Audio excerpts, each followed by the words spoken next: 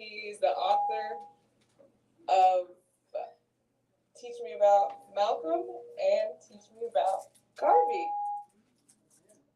So, without further ado, Brother James, take the floor.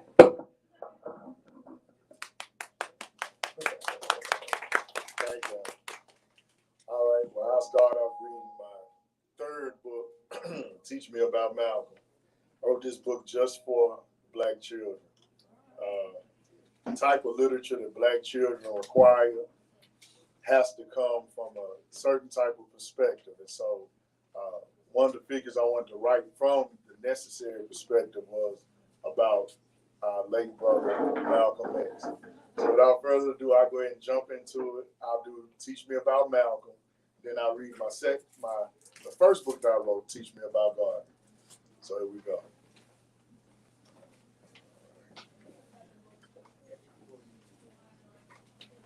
Can everybody see? Teach me about Malcolm, dear teacher. Would you mind? That bold, brilliant Malcolm X was truly one of a kind. When Martin Luther King had a dream and went to the mountaintop, Malcolm X taught Black people that revolution was how to make our problems stop. He was born Malcolm Little to Earl and Louise in 1925. Omaha, Nebraska would be the place where baby Malcolm would arrive.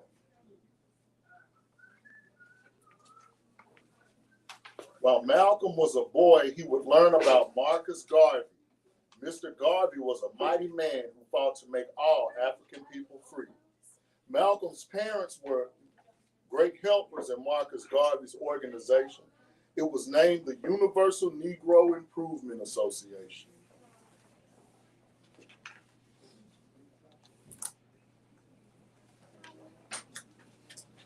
Malcolm would use Garvey's lessons later in life when he would lead a movement of his own. But things would happen first in Malcolm's life that shook him to the bone.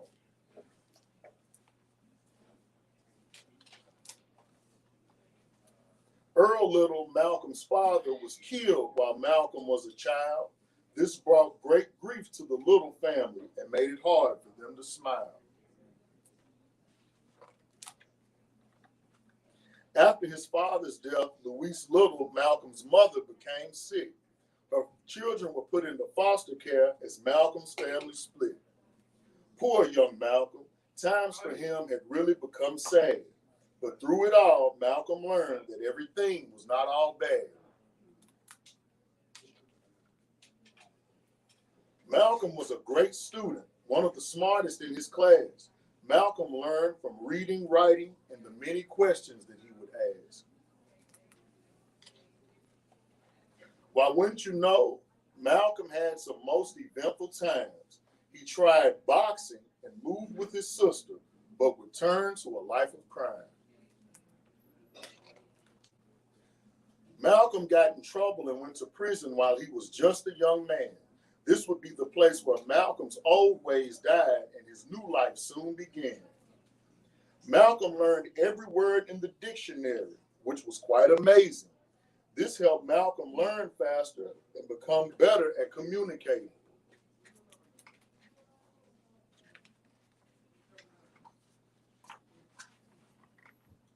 While Malcolm spent time behind the prison walls, something very special came from it. This would be when Malcolm would accept the teachings of the Honorable Elijah Muhammad.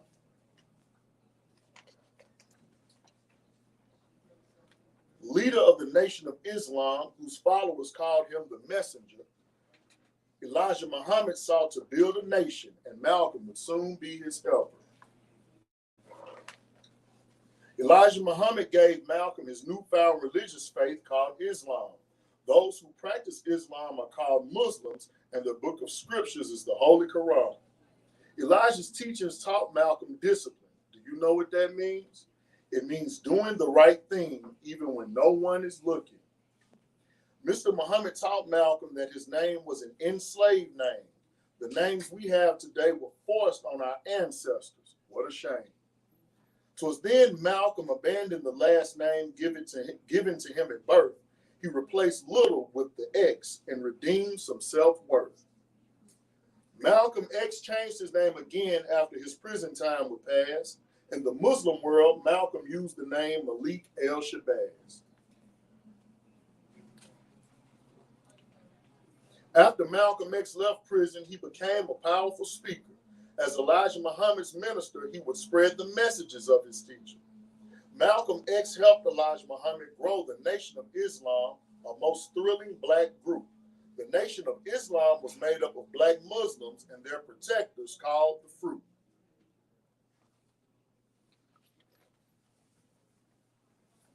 Malcolm X started a newspaper for the Nation of Islam called Muhammad Speaks.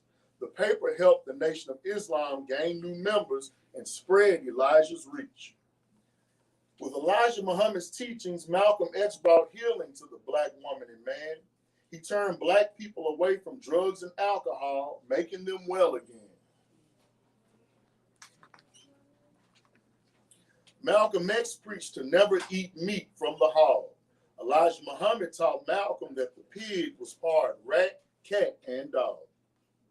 Malcolm X taught us to call fellow black people sisters and brothers. He showed us that we were one African family and that we must love one another. Elijah Muhammad sent Malcolm X overseas to spread goodwill from the Nation of Islam. Malcolm traveled from the Middle East to Africa as he brought peace and calm. The world was a scary place for black people when Malcolm was alive. White people made it hard for black people everywhere to live in peace and strife.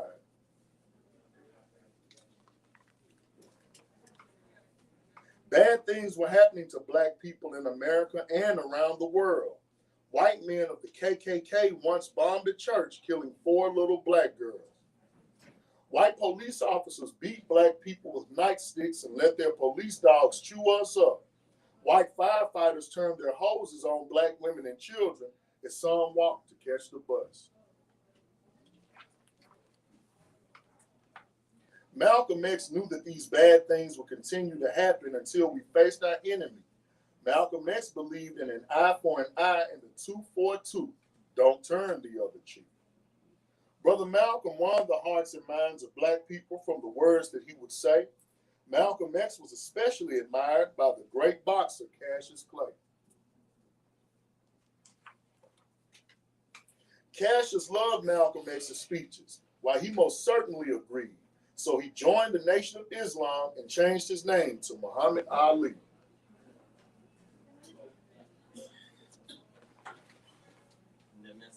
During this time, Malcolm X would see some somber days. Malcolm would disagree with Elijah Muhammad and would go on his separate way. Malcolm X was hurt. Elijah Muhammad was like his father. But Malcolm knew that distractions on his journey could not become a bother.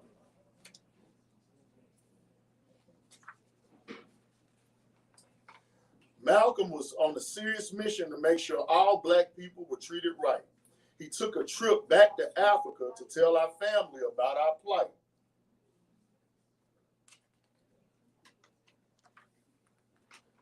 Malcolm was uniting African people in different places in front of the world to see.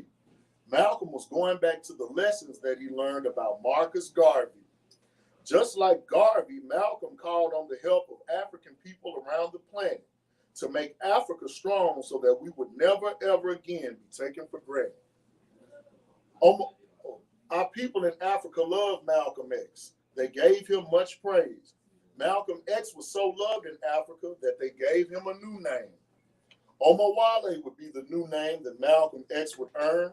Omawale means the long-lost African son who is finally returned. Malcolm X came back to the United States and started a new group. It was named the Organization of Afro-American Unity, or the OAAU. But one sad day would bring Malcolm's journey to an end. On February 21st, 1965, Malcolm was killed in front of his family and friends. Even though Malcolm's life on earth was over, his work continued to move forward. His deeds gave birth to new leaders and thinkers. On to freedom they moved toward. The Black Panther Party was formed a year after Malcolm X was killed. The founders, inspired by Malcolm X, were Huey Newton and Bobby Seale. Malcolm X even taught the current leader of the Nation of Islam. This man marched 1 million black men to D.C. His name is Louis Farrakhan. Malcolm X was our hero, a real diamond in the rough. Malcolm X helped black people find courage even when the times were tough. Dear black boys and girls, Malcolm's life was an example just for you. Malcolm used his mind to change the world, which means that you can too. So the next time you hear Brother Malcolm's name, make sure you stop and smile, because Malcolm X gave his life to free every black woman, man, and child. The end. Hope y'all enjoyed it, young children. All right, I'll read my second book, Teach Me About Garvey. This book is a lot shorter, so you all, well, it won't take as long, but it's still a good book. Do you all know who Marcus Garvey is? You do? Good. Looks like that book about Malcolm. I wrote the book about Malcolm and Garvey. So here we go. Teach me about Garvey. Teach me about Garvey, Miss Teacher, won't you please? The great African visionary was an amazing sight to see. Before Rosa Parks, Malcolm X, and Martin Luther King, millions of African people all over the world followed Marcus Garvey's lead. He hailed from Jamaica, then ventured across the seas, only to see the mistreatment of African people just like me. African people were treated badly, as far as the eye could see. So Garvey came up with a plan that would change our destiny. Marcus Garvey came to America and brought the UNIA. That is the Universal Negro Improvement Association, okay? Marcus Garvey was courageous and bold indeed. He planted pride inside the hearts of African people like seeds. Garvey was a great organizer, and he made things happen. He had a black steamship line with a black crew and a black captain.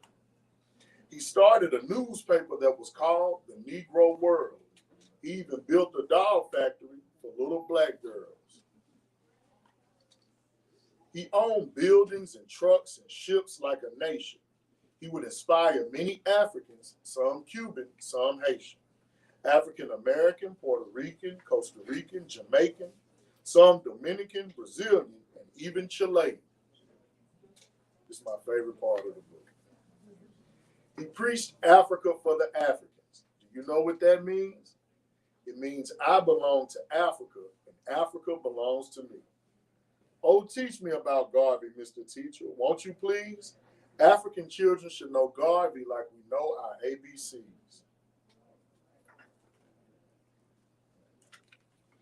Let's learn about Garvey now so Africans all over the earth can make Africa a better place because it's our right by birth. Thank you, Marcus Garvey, for all that you did. We shall pick up where you left off. Love Africa's kids. The end. Thank y'all for sitting and listening to me today. Does anybody have any questions? Adults, children? Comment? Yes, ma'am. Hi, how you doing? What's your name? Zora. Nice to meet you, Zora. I'm James. One of y'all had a question? Go ahead, bro. Yeah.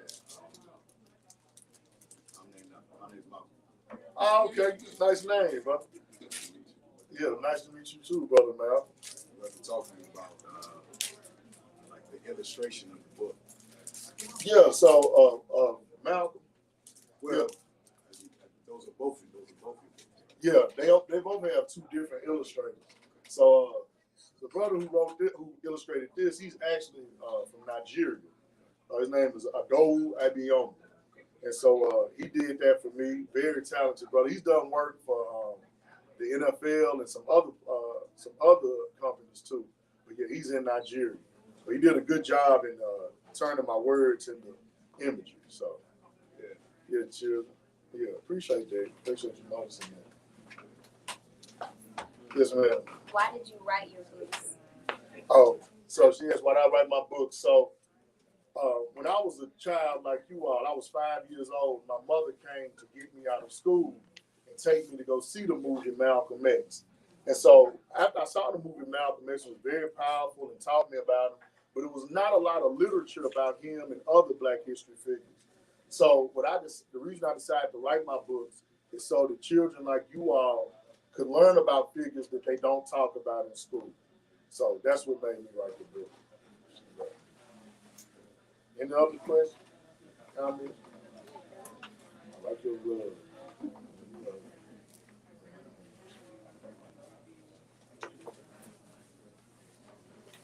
All right. Tough, right? How many books have you written? I've written 3. These are my 3 books. This one. Ooh, Marcus Garvey. Mark Garvey. And Red, Black, and Green, Tell Me What It Means. These are my 3. I wrote this one first. You know, a lot of people, a lot of children, but a lot of grown people don't know who Marcus Garvey is. That's probably probably the most important Black leader of the last 100 years. So that was my first book about Marcus Garvey. My second one was about the red, black, and green colors, the red, black, and green flag. Y'all will see that around Kwanzaa. This book tells you what each color means and how it relates to you. And then my third one is about Malcolm X, teach me about Malcolm. And you'll see some books about Malcolm X. They don't really talk about him in school, but this right here teaches you about parts of Malcolm's life that they don't really talk about in books. So those are my 3 books, sir. What's your name? Orion. Thank you for that question. So why do you think it's important for them to learn about this? Prince. She asked, why do I think it's important for you all to learn? There's an effort to make sure that Black children are not taught about certain parts of African history, okay?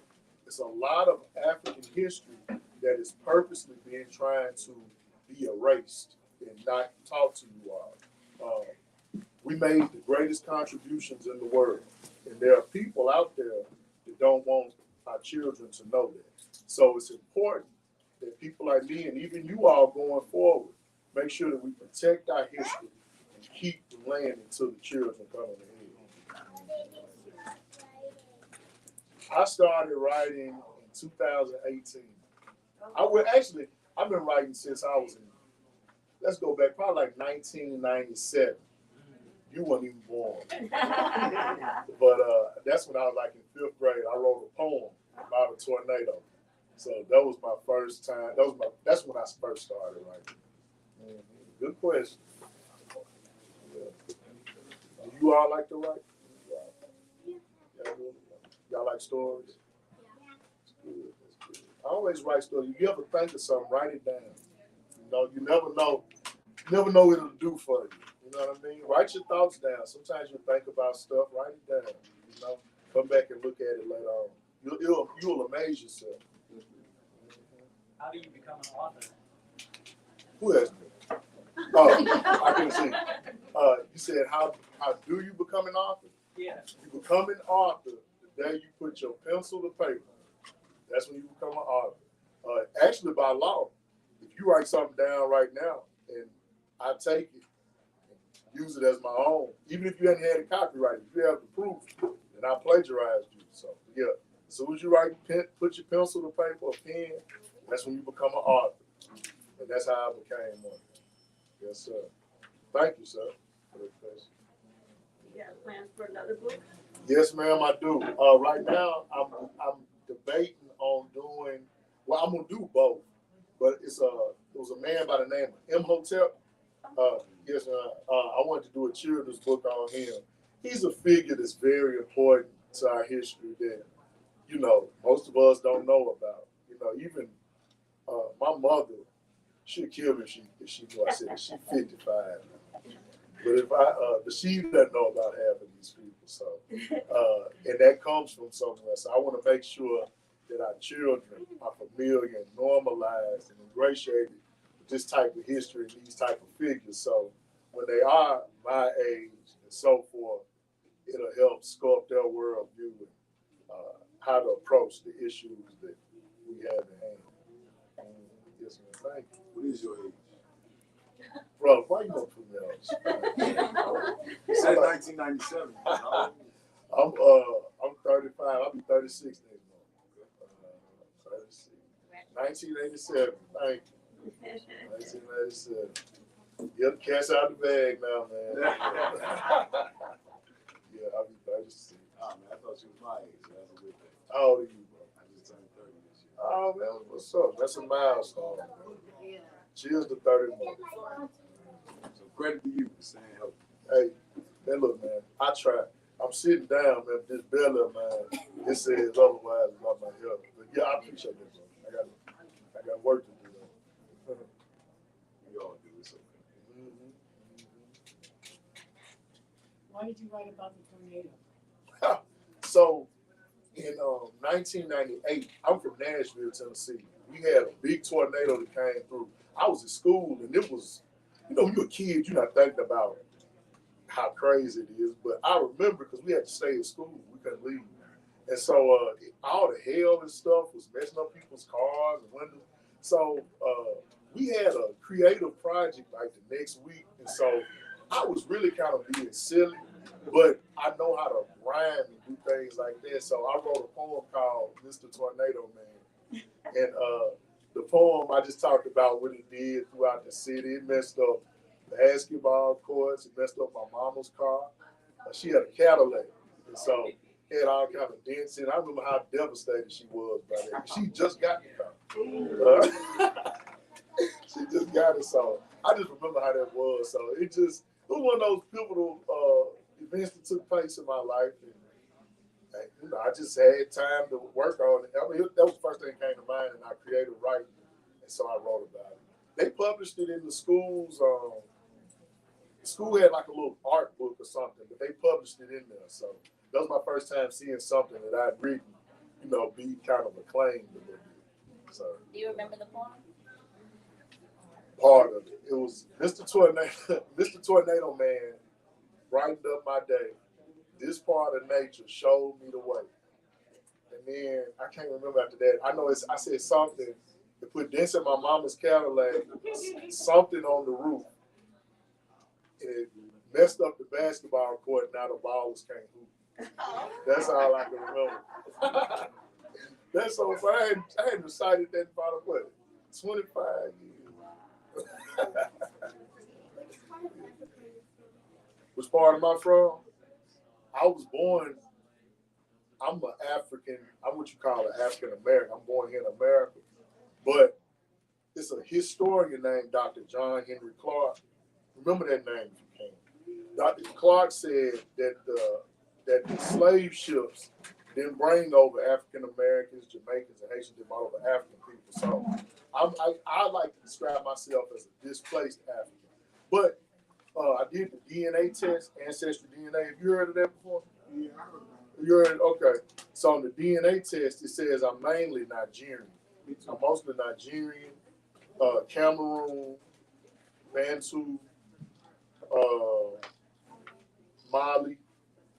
Then I have Congo, a little bit of Senegal, and some Ghana, Ghanaian. But anyway, I turned out to be 80%. I think I'm 80% African. Then I had some European in there because, we'll talk about that another time. So But do you yeah. think it's easy to talk about things you've experienced? For me, yeah, it's easy for me to talk about things. I ain't gone through anything just too. I haven't gone through anything that I'm not willing to speak on and share about.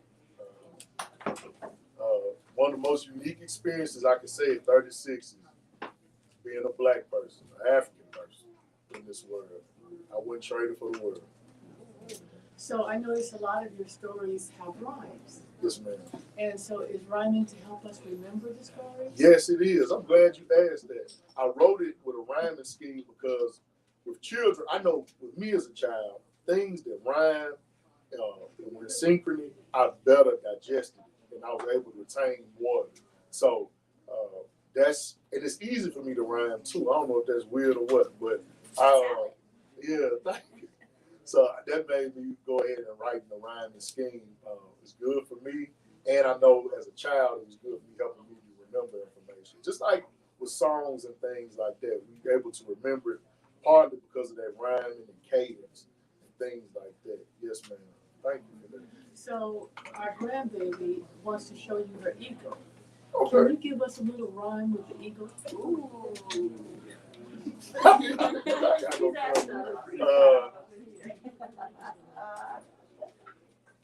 Eagle, eagle, let me see. Eagle, eagle, fly with me. Eagle, eagle, you're so brave. Eagle, eagle, have a nice day. Oh, that's so right there. So it comes easy because you've probably been rhyming since nursery school, right? Yeah, I guess you're right. Yeah, that's true. What a long time ago. I like your eagle. Does your eagle have a name? Okay. That's a great answer. That's good. Putting thought into it. Makes it meaningful. Now, one of your poems was called Tornado Man. Is a tornado a man? Why did you decide to personify it? I think because it just hit me. Not putting men over women, but I think I don't know. I can't really tell you. It was. I'm trying to take myself back. I remember I like to be silly in class sometimes, but I was smart though. I was smart, but I like to be silly. So my teacher, her name was Miss. I had two teachers. I had Miss Samuels and Miss Ekintunde. Miss Ekintunde used to like to challenge me, and so I remember she said something like, "If it's not good, you have to do something else," you know. And so I remember I was still playing and stuff, but I don't know what made me think Mr. Tornado Man. I don't know what did that.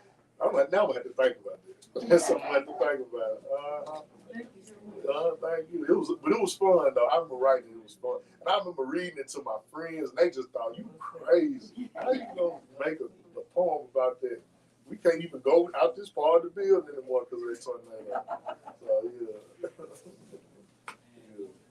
Didn't realize. Yes, ma'am. How do you think your southern accent has helped you with your rhyming and your timing? See, I don't know I have a southern accent till I leave. See, out there everybody sounds the same. But I never thought about it. I tell you what, in this book I said something about I was rhyming on movement of his own and something. And I remember my son, when he read it, his southern dialect ain't the strongest mine. And when he read it, I'm like, why are you saying it like that? But he was pronouncing it the right way. It's my southern dialect that pronounced it the wrong way. So it made me go back and tweak it. So yeah, it's certain things, the way that we enunciate that will make certain things rhyme. But to others, if you read it, it might not. But this I made sure everything rhymes, no matter who reads it. Yeah. Did that answer your question? It did. Okay, good. Thank you. Yes, ma'am. What school were you in when you made the poem American? I went to a school called Meg's Magnet School. It's in Nashville, Tennessee. Have you heard of Nashville, Tennessee? You heard the state of Tennessee? Okay. Well, Meg's is a middle school in Nashville, and I was in the 5th grade. What grade are you in? Second grade, okay. You're a big second grade. Yeah, I was in the 5th grade. Yeah, Meg's Magnet School. It's in Nashville. Yeah. What grade are you in? Third, okay. My son is in 3rd grade. So what you 9? Yeah. Okay. When's your birthday? November 9th. For real? That's what's up. My boy, his birthday is November 27th. So you 3 weeks, about 3 weeks older than him. It's cool. I tell him I better go to 3rd grade. It's cool. Did y'all like the book? I know that first one was a little long, but it'll mean something. Maybe next time you need to start from Garvey and then you want to. Well, what? Oh, yeah, read Garvey first. Yes. Yeah. Yeah, so I thought I was going. I know this is about this book today, but yeah, that's usually how I do it. So this book actually just came out today. So you could tell, like I was reading Malcolm. Like with Garvey, I've memorized it better because I read it so much. Yeah. But with Malcolm, I ain't always I've memorized some of it, but this is my first time reading it out loud. So y'all have been my first audience that I've read the book to. So yeah, I'm gonna remember this. Yeah. Because it started the book, him thinking, learning about Garvey. Right. So yeah, so next time that's how I'm gonna do it. I'm gonna start off with Garvey and move my way to Makes Malcolm. sense. What you do today. Yeah. Are you signing books today? Yes, ma'am. I'm here to sign whatever you want me to. Ready? Yeah, Can we I'm give him another round of applause, please? So, I think if you'd like to purchase the book, you can grab one from here, go to the back. Christina will check you out, and you can make your way back up here to get it signed. The Malcolm books in the box. Gotcha. Actually, you can just meet us in the back, and we'll have the books for you back there Let's say at the register. Yeah, we'll have it. No. they want to take one each. Okay, that's perfect. No, I'm not. I knew you was from somewhere when I heard you saying sir. Oh yeah. I was just in there last 2 weeks ago. I had to pick my kids up. They went out there, their mothers from there. So I picked them up from there. What part of that?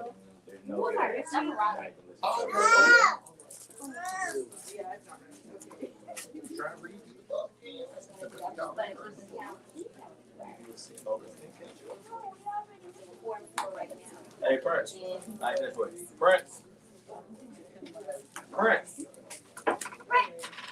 Prince, I did Oluwa. Come here now.